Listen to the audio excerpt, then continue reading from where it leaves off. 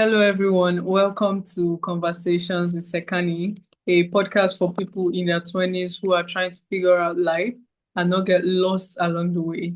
There's a reason the most successful coaches, consultants, and thought leaders all have one thing in common, a book. Today's guest is Clair, co-founder of Erin Marie Books, where she helps coaches, consultants, and entrepreneurs turn their expertise into a published book that grows their business and income. She helped over 100 authors go from idea to published and has personally closed over $5 million in revenue for her clients. If you've ever thought, I should write a book but don't know where to start, Jill is here to show you exactly how to make it happen. Jill Claire, welcome to Conversations with Sekani. It's a pleasure to have you here. Thanks for having me. It's so good to be here. All right. So yeah, I want us to start from the beginning. Why books still matters. So, in the age of, TikTok, YouTube, and, short form content, why is a book still so powerful? Yeah, it really gives people that extra credibility and it lasts longer, right? TikTok's shorts, they might go viral or they might not go anywhere, right? So they're short lasting. A book will last forever and people can keep going back to it, see it on their shelf. They may not, pick it up right away, but it will be there, and it's not usually something people will just toss in the trash like a business card or a four-color pamphlet or anything like that. People tend to hold on to books, and just being a book author will raise your credibility, help you get more of those speaking engagements that you want, help you attract more clients that you want. So it's probably my favorite way to market. There's hundreds of ways to market your business, but a book, there's something about a book that just is like tangible. It sets you apart from everyone else who doesn't have a book. In fact, one of our authors right now, he landed a speaking opportunity for September, and the the conference people said the only reason why we decided to go with you is because you have a book coming out soon. Mm. And not only are they paying him for his speaking, but they want to buy 320 copies of his book for all the participants. So yeah, it's just a really fun way to showcase your expertise, put your knowledge and information um, into a form that people can utilize. And then if they want more information from you or want to work more closely with you, they can do that too. All right. Wow. Talking about what you just said, like I feel like, why don't I just write a book? And I also, I feel like I'm not an expert, right? So I don't know. A lot of people, I feel like a lot of people feel that way. So how do you know when you're ready to write a book? Yeah, it's kind of like having kids, right? There's probably never a good time. But if you are if other marketing strategies haven't worked for you, and you have this knowledge and information and already something to say. That's why speakers are great book authors too, because they already have a message to share. Um, if you have something to say, it's just easy to put it into a book form. Nowadays, it is easier to author a book than it was 20 years ago when I started helping business owners author their book. It's way easier now. And it's even more fun now. It's not the laborious writing, going away to write. However, that can still be part of the process if you really enjoy writing. But if you're not a writer and you don't enjoy writing, you can still be an author and you can still use your book as kind of like the calling card, for who you are and what you're doing. Like for example, like I love what you do around inspiring young individuals and and inspiring those who are kind of searching for, what they want to do on their career path. Like I started thinking I was going to be a doctor, and I got a biology degree, a chemistry degree, and I thought, oh, this was my path to become a physician. And I never got into medical school. So, like, part of my success is not getting what I wanted back in my 20s, right? And it led me on this path to start helping business owners. One of my first online jobs was working with a gentleman who taught other people how to author books. And so I've taken that, I've expanded on it, I've made it way more easy, way more fun for people. So, like, what I thought I was going to be, has transitioned to something I now love to do. And I get to do it from home. I get to travel. I get to meet really amazing people who have stories to share. So I am so thankful that that path didn't work for me back in the day. Like, and I get to do more of what I love to do, and I get to help many more people. So. Yeah, wow. All right. So I feel like this conversation actually just reminded me of an episode I had with a guest. Yeah, he said that we should start journaling. Journaling can also make you, later on you might want to write a book because you might just go back to maybe your diary or something and start reading, and then you find out, oh wow, I think I'm a good writer. So he Yeah. said journaling could actually help, with writing a book. So what do you think about that? I think it's a great idea if you love writing, right? If you like, journaling is just another way to get your thoughts out there. Oftentimes, our authors, they go through like a healing journey just in the process of authoring their book. So it's kind of like journaling, right? Where you're processing your feelings and getting your thoughts out there in a different format. So, like, yeah, writing is definitely a way to, you know, become more of who you are anyway. And I think a book does that too. And it's really fun to be a part of that journey with our authors as they're going through that transformation in authoring their book. And they're like, oh man, that chapter was really hard to write because it brought up so much for me. And what's cool is we get to be with them during that process and during that journey to not only walk with them through that, but also to get it down in a form that's going to help other people who might be facing that same sort of place in their life that they need. They're searching for help. They're looking for people or resources that can help them. So Mhm. yeah. Talking about books, right? And I need us to talk about, like book as a business tool, actually, because yeah, we need to make money. So, you Yeah. say a book is like the most important business card. So how exactly does it, generate income? hmm Well, I mean, people talk about wanting to sell as many books as they can.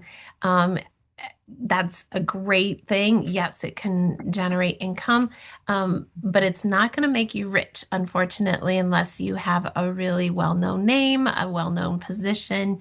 Um, or that you've been doing this for a really long time. So, the ways that we help our clients make a lot of money is on the back end of the book. So, writing the book is just kind of step one. And then formatting it and designing it, everything is geared towards who is going to maybe hire you later because you wrote the book.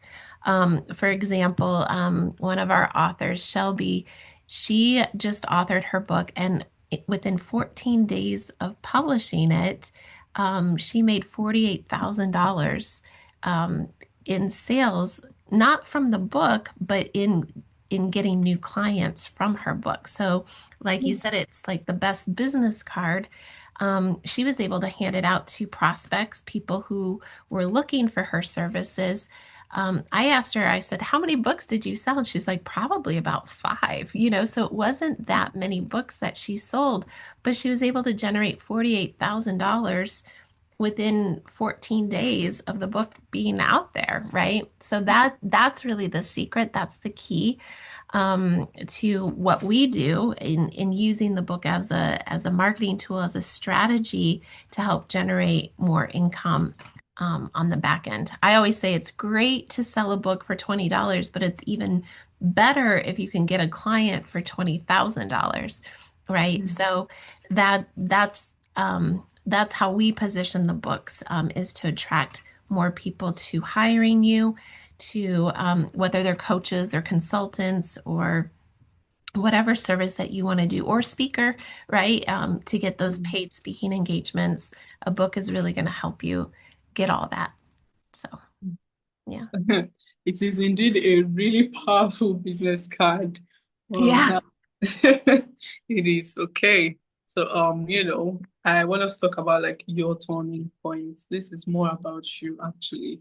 So, you shared that a cancer diagnosis changed your drive and direction. So how did that moment, reshape your mission and urgency? Yeah. So, again, I'll just kind of like rehash because the biggest turning point actually started with something that didn't work out the way that I had planned. So, like I mentioned, I graduated with degrees in chemistry and biology, and I was absolutely convinced that I was going to go to medical school. So that was the plan. And I'd worked toward it for years. I applied, I reapplied. I just tried, I just kept trying to just get in, but I never got accepted. And so at that time, I felt like a huge failure. I had built my entire identity around becoming a doctor. So when that door kept closing, it just forced me to really ask an uncomfortable question. Like, if this isn't my path, then what is my path? And around the same time, I was living in Palo Alto, California, and something really interesting happened. Um, Instead of trying to continue to chase the same path that wasn't working, that's when I started exploring different opportunities. That's when I started my first business. Um, and it was an interesting business. I called it Runaround, but I was getting groceries and running errands for people that lived in our apartment complex. Um, and honestly, it wasn't some perfectly planned like entrepreneurial journey. It was more like curiosity mixed with necessity. And so I started just trying new things and learning as I went. But that small decision really changed everything. And that first business led me to the world of online business, which I've now been a part of for many, many years. I've helped entrepreneurs build businesses, publish books, grow their visibility, create opportunities that they never really imagined. And and looking back now, the thing that felt like maybe the biggest disappointment in my life, not getting into medical school, actually ended up opening the door to a life that fits me far better. Like I'm a mom. I get to, hang out with my kids whenever I want. We get to travel. Probably those kind of things. If I was a busy physician, I might not be able to have that time to be able to do that. Wow. This reminds me of the saying. It says, God knows best, right? He Yeah. knows what's best for us, actually. And also, I just remembered when I was trying to, gain admission into, we call it university here, right, in Nigeria. Should I say it's college over there? Yeah. So, I was trying to gain admission. I wrote my exams. I applied for mass communication, but I wasn't getting it. I was like, God, please, I want mass communication. So I finally wrote it again and I got English language, adult education. It's like, no, this is not what I want. But I just had to go for it. And the funny thing is, I later enjoyed what they gave to me even more than what I actually wanted. So yeah, this brings me to that, mindset of what would you tell someone who has been sitting somewhere waiting for like an idea for years, or someone who has been playing small? What would Mm. you tell them? Yeah. I guess I would tell them this, that sometimes the path that doesn't work out is actually protecting you from the wrong life. When we're young, we often think that there's only like one correct timeline or one correct career path. But life rarely works like that. So some of the most meaningful things in my life came from unexpected detours. So if someone feels like they're behind or something hasn't really worked out the way that they had hoped, it doesn't mean that they failed. It just might mean that their real path just hasn't shown up yet. So I would say, you know, sometimes the plan that you had for your life, it isn't wrong. It's just that it wasn't the one that was meant for you yet. And so keep going, keep trying new things, keep taking action, keep moving forward because that's going to align with who you are. And like you said, like the path that God has mapped out for you. Exactly. All right. So yeah, talking about like writing a book, because my audience are like young adults who are looking to gain clarity about a particular thing. So I want you to like talk to young adults who are looking to like write a book, but they feel overwhelmed. Where should they start? And what do you think are the biggest mistakes that like first-time authors usually make? Yeah. Okay. So where do they start? I would say start writing. AI is really helpful these days to kind of map out a structure, kind of brainstorm with you, even give you an outline. We like to utilize AI for those kind of things, but not for the writing part. We really want to help our authors get their voice out there in the way that they would really like to present themselves, right? So using AI is going to be super helpful these days. It wasn't like this 20 years ago when I was doing this, but super helpful now. Just start writing. Find someone who can maybe guide you through the process who might have done it before. And if they're really still trying to figure out that clear path, like if it's something they're interested in, it's always like, study the thing that you want to be good at, right? Study the thing that you want to be an expert at and um, pull in all the different ideas from everywhere and then create your own process that helps people or that works for you. Some of the biggest mistakes I see are more in like the positioning side of things or the marketing side of things. So your back cover copy or your back cover of your book is really like prime real estate for marketing.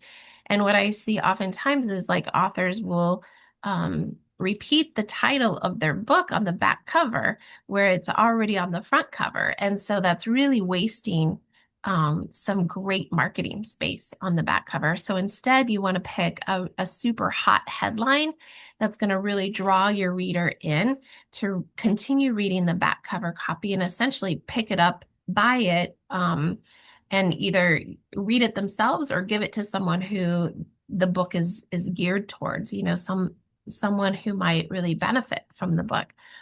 So that's one key.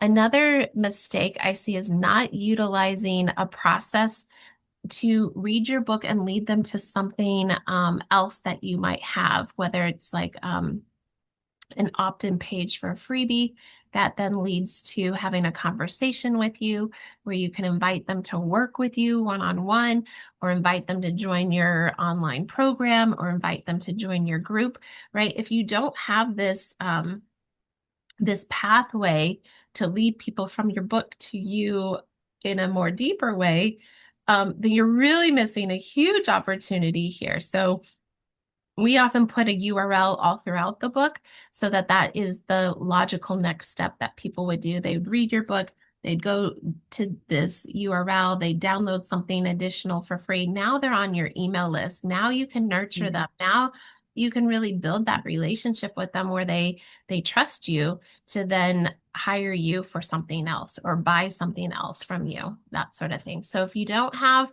that URL in your book, you're really missing a huge opportunity there. And then the other mistake is just thinking that you're gonna you're going to make a lot of money selling books, right? If you want to go that path, and some of our authors are like, yep, I just want to sell books, right? I don't want to lead them to a business or anything like that. So the biggest key is to find like a product or another service that you can partner your book with Mm. so that you're selling to one person, but thousands of copies of your book. That's really the best way rather than selling one book at a time. You can sell your book um, to a company that's going to buy thousands of copies of your book because it's going to match well or partner well with their service or product. The best example that I can give there is Mark Victor Hansen. He did the Chicken Soup for the Soul books, and he wrote a book, Chicken Soup for the Pet Lover's Soul. And what he did is he packaged his book with a pet food company and sold the pet food and his book together and was able to sell thousands of copies of his books to this pet food company, which in turn increased the sales of the pet food because it came with this book, right? That people are like, oh, they get this bonus book with it. So it actually increased sales for the pet food company, but then also he was able to sell many books at one time. It goes back to that author that got the speaking engagements. He's rather than selling his book at the back of the room to the 320 participants that are coming to the conference, the conference is buying 320 copies of his book to just hand out. So that's another really great example of selling many books to one place. And you can do that too. So Wow. I feel like, this is the first time I'm finding out that through a book, I could, sell my business. I never thought of it that way. I just saw it as a book I could read, right? So I never knew that I could, link a business to a book, right? And the funny thing is, I always go to like the back cover of each books, right? But it did not cross my mind, right? So I'm actually grateful to hear this. I feel like this is an opportunity that I have just come across. And yes, I will definitely be utilizing that opportunity. And I am moved to ask you, right, what's your favorite book? Your top five favorite books? oh my goodness. Okay, well, I love books about sales and I love books about creating experiences for clients and customers. So one of my favorite books is Power of Moments and like how you can create moments within your business to really wow your customers or clients. Absolutely love that book. I go back to it time and time again, just because it has so many great ideas in there to increase your sales in your company or increase your sales with your clients. So I love that book. I also love Glennon Doyle's book Untamed, just because it's such a powerful like women's book and like cheering on other women and just supporting and encouraging other women. I love that. And I love being able to support other women in the work that I do um, and let their voice be heard. Um, and sometimes you just don't see other women supporting each other. So I want to be the person that does do that. There's another really great book called What If Disney Ran Your Hospital? And it talks about, and I'm a Disney, I love Disney World. I'm a Disney fan, and like when I take my kids there, like I turn into like glitter girl, and I like love wearing the pink glitter and the pink ears, and my kids are kind of like, Mom, you're kind of weird, but I do love all things Disney because they really create this amazing experience at their parks that you can apply to businesses, right? Rather than um, pointing to where to go in the park, like they escort you, they lead you there, So there's all these like different things, first impressions, like they paint their posts every day so that every morning when people arrive it's just this beautiful first impression, so these are different aspects that you can apply to your business, and this book actually did it for hospitals which is another favorite love of mine, is creating an exceptional experience within hospitals. Um, that's a whole nother like podcast story. But yeah, I love reading biographies. I love fiction too, like when I just want to get out of my head of like sales. Another great sales book is Never Split the Difference. It's about negotiating and helping people. Like if you know what people want and what they're looking for, you can always kind of adjust your offer or your invite to them to be able to help them, And so I love kind of that spur of the moment, like figuring out what might work best for people rather than just have like a boxed, offer or, something that's just going to fit everybody. But guess what? It's not going to fit everybody. So you have to kind of work with them to figure out what might work best. So I love all things sales, all things creating experiences, and those are some of my favorite books. Okay, wow. Amongst all, I think I would check out Untamed, right? I love what it stands for, actually. So yeah. It's so good. It's really good on audio book too. So I read it, but then also like if you're walking and you have it on audio, it's just so good. They're really short chapters, um, and just like cheering the woman on. So I love that. All right. Okay. So yeah, thank you so much. This has been powerful. Thank you for showing us that your message isn't just a dream, it's an asset, actually. So yeah, this takes us to my final segment. It's called the rapid fire segment. Just a few questions, answer rapidly. So starting now, a book is The most powerful marketing tool you could use. okay, wow.